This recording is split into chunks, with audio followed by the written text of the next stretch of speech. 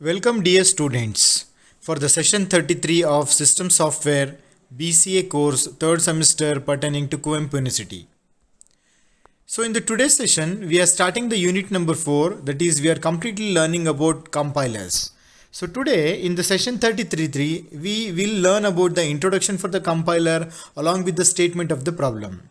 So before starting with the compilers, let us have a short recap of our previous class where we have understood the algorithm and flowchart for the processing macro definitions for both pass1 and pass2. With the understanding of macro processor, now today class we are going to start learning about compilers. So learning objective of this session is to understand the compiler introduction and statement of the problem. The session outcome will be the student will be able to understand the compiler introduction and the statement of the problem. So now dear students, let us start understanding one of the important system software which is called as the compiler. I think from first semester only you have started your C programming.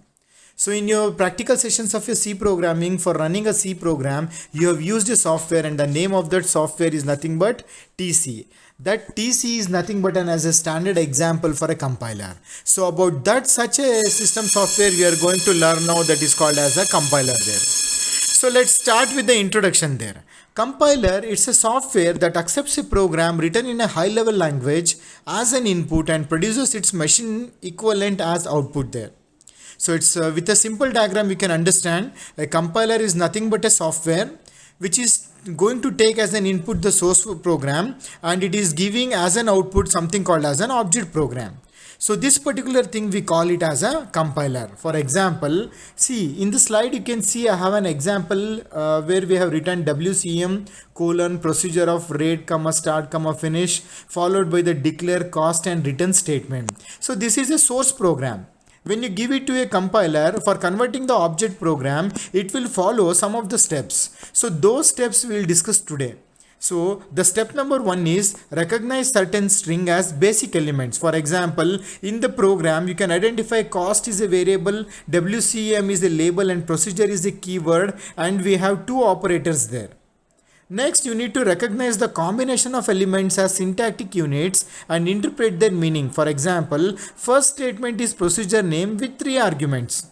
Okay. So third is allocate the storage and assign the location for all variables in the program. Finally, generate the appropriate object code. See, when we are going to deal with these things, we encounter some of the important issues, challenges or problem. Among them, the first one is recognizing the basic elements, that is lexical analysis. So in that, we uses conceptually simple string processing techniques. Then source program is scanned sequentially. Then tokens are identified. Basic elements will be placed into tables with the basic information. This is what we are going to do in our problem number 1.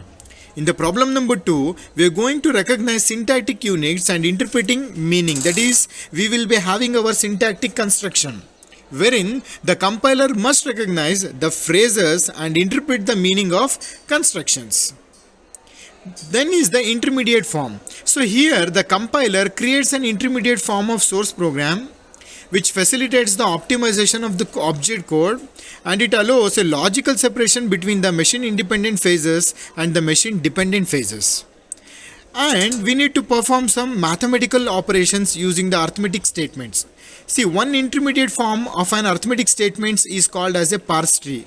So dear students, please remember this term, parse tree. Rules for converting an arithmetic statement into a parse tree include any variable is a terminal node of the tree. See, if I am telling a tree, it will be having some nodes and it will be having some branches there. For every operator, we need to construct a binary tree whose left branch of the tree for operand 1 and whose right branch is the tree for the operand 2. So you can see in this diagram in below, we have an example. For the previous example what we have taken, you can find out that all the operators have been termed as nodes there, and cost, rate, start, finish, everything are written. So this is how we are going to generate the parse tree. Next, problem number 3 includes storage allocation. That is, storage allocation routine scans the identifier table and assigns a location to each scalar. Absolute address is unknown at the load time.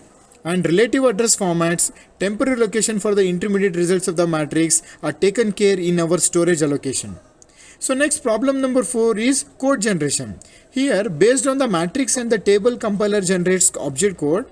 A table with matrix operation and associated matrix code is used for creating object deck, and operators are treated as macro definition, which we have recently learnt in unit number 3, and operands as arguments and production table as macro definition. These are the 4 things we need to take care when we are understanding about a compiler. So MCQs, we'll discuss with the MCQ number 1. Which system program accepts the high level language and converts it into assembly language? So whether it's an interpreter, linker, compiler or an assembler, and the answer is the compiler. The second MCQ for today is which tool is used for grouping of characters in tokens in the compiler? Whether it's a parser, code optimizer, code generator or a scanner, and the answer is D. So we are using the scanner for doing the task. So third MCQ is parsing is categorized into how many types? 3 types, 4 types, 2 types, 5 types, and the answer is C. You have 2 types of parsing. The fourth MCQ is the output of the lexical analyzer is a string character or a syntax tree, a set of array or a set of tokens. Yes, you are correct. It is nothing but a set of tokens. So last MCQ for today's session is which is considered as the sequence of characters in a token, whether it is MEXCME or LEXCME or TEXCME or a pattern, and the answer is LEXCME. So today's session summary, the students will be able to understand compilers, specifically get introduced to it and the statement of the problem. Dear students, for further studying you can use the book System Programming authored by John Donne.